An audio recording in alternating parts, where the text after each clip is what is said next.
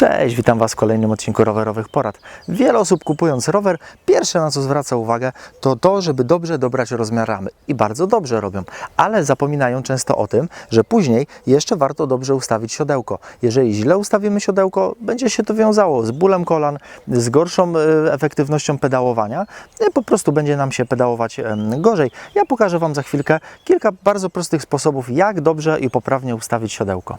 Ok, pierwsza rzecz, wysokość siodełka. Siodełko ustawiamy na takiej wysokości, że kiedy siedzę na siodełku, mam tutaj pedały, korbę wyprostowaną maksymalnie w dół, stawiam sobie stopę na pedale i nogę mam wyprostowaną, nie wyciągniętą, nie dosięgam tego pedału, nie mam też jej ugiętej, jest po prostu wyprostowana. I w momencie, kiedy ja przestawię ją sobie tutaj naprzód, bo pedałujemy przodem stopy, wtedy noga jest lekko ugięta i to jest po prostu dobre ustawienie siodełka. Oczywiście to nie jest tak, że jest pewien punkt, w którym będziemy mieli idealnie ustawione siodełko. Niektórzy będą woleli ciut niżej, niektórzy troszeczkę wyżej. Warto sobie ustawić siodełko właśnie według tej zasady i później przejechać sobie troszeczkę i delikatnie, milimetr w górę, milimetr w dół, jeszcze doregulować według własnej preferencji.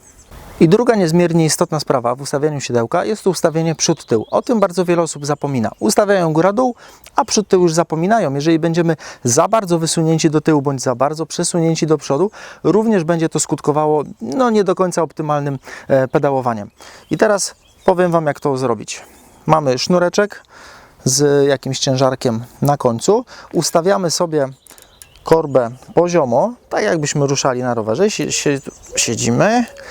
I wystarczy mniej więcej tutaj od rzepki puścić ten ciężarek prosto w dół. Według idealnego ustawienia ta linia, która tutaj będzie przebiegać, ona powinna przebiegać mniej więcej przez środek osi pedału, ale też nie jest to do końca, inaczej, ja od tego bym po prostu zaczął, od takiej wyjściowej pozycji. Można sobie później w zależności od własnych preferencji lekko centymetr, 2 cm do przodu czy do tyłu to przestawiać, ale warto po prostu zacząć od takiego idealnego ustawienia.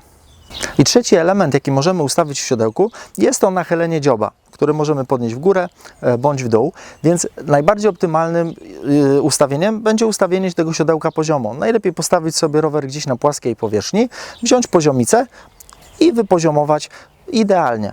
Jeżeli nie będzie nam takie ustawienie pasować, można ewentualnie ten dziób odrobinkę w dół, w górę nie jest za bardzo zalecane podnoszenie tego dzioba. W każdym razie zacząłbym od idealnego, równego ustawienia i później ewentualnie korekcji.